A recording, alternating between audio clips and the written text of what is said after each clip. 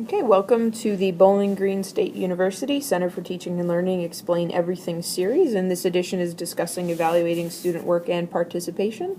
And again, these Explain Everything videos are just an abbreviated version of the workshops that we provide within the center, and so if you'd like to get further information or if you'd like to attend one of these workshops, you can find that information on our website. So when we're considering evaluation or grading, we need to know the role that it actually serves, and we should be considering that as the framework for why we are designing specific forms of evaluation. So it serves as an evaluation of student work and means of communicating about a student's performance and their potential for future success. So it's not necessarily supposed to be viewed as just reactive, but also proactive to help them with what comes next. Hopefully that allows it to be a source of motivation for continued learning and improvement, and on the instructor end can be a means of organizing a particular lesson, a unit, a semester, or possibly a series of courses students take. And additionally, it provides students with feedback on their own learning and allows us to see how students learn.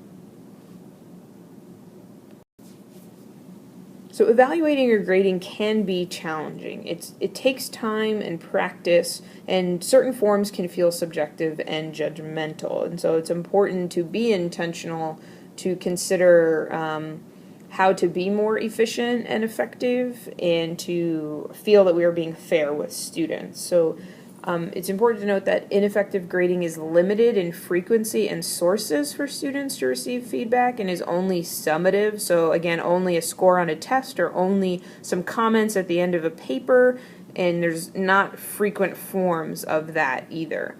And it does not allow for student improvement or intervention to help students improve. So effective grading is, again, to improve student performance and provides accurate, timely, and ongoing feedback and interventions. It's goal or outcome referenced and links students back to what they should be learning. Again, we don't just design assignments just because. It should link back to the goals of the course and should be a reflection of students' mastery of course material. Students should be able to see that possibly not doing as well as they could means they're not mastering or understanding the material or the purpose of the course. It really should be transparent, so there should be a clear breakdown of grading and level of performance that's tangible and actionable for students. So for some, this might mean providing a rubric or providing just very specific instructions on what you are looking for, so students can then see why they might not have done as well if they are missing some of those aspects. And we need to consider the forms of grading or evaluation and make sure those are intentionally weighed. So attendance, participation, tests, assignments. So just to be intentional about those aspects.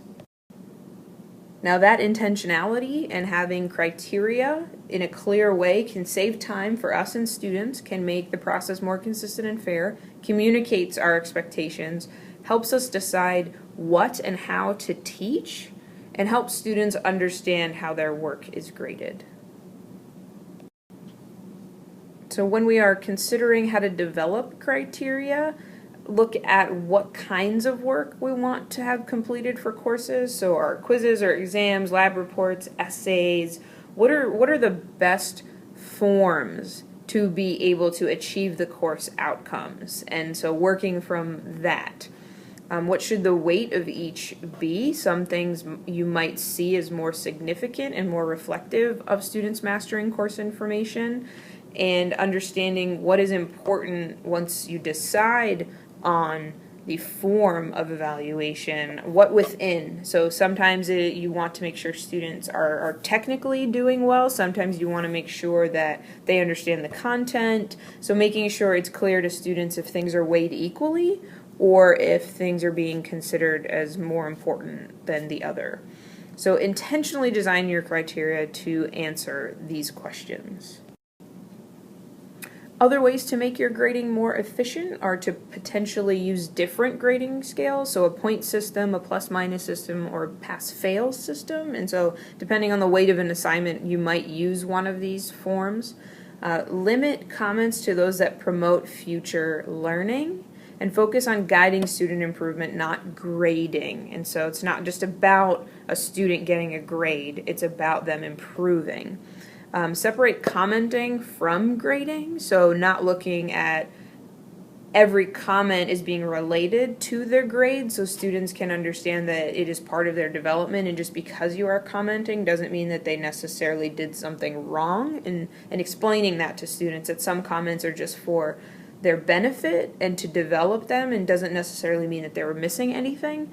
And one way to save time as well as help students learn about the evaluation process is to provide them with self-checklists for common mistakes, so making sure they check guidelines for whatever citation system is being used, MLA, APA, Chicago. They check for correct margins and formatting. They check themselves for correct language, whatever you see is beneficial. And for you, it will always be more efficient and effective if you have a system. Now, grading participation can be done in numerous ways. So just want to highlight here that the purpose of this is students articulating their thoughts and understanding of course concepts and submitting them to examination, not just by you, but by others. That is what participation allows for, that group dialogue, and it allows students to make meaning by linking information to prior experiences and contextualizing material. So our oral participation allows them to have this process repeatedly and not just through one assignment. And so that's why it's important to have regular participation.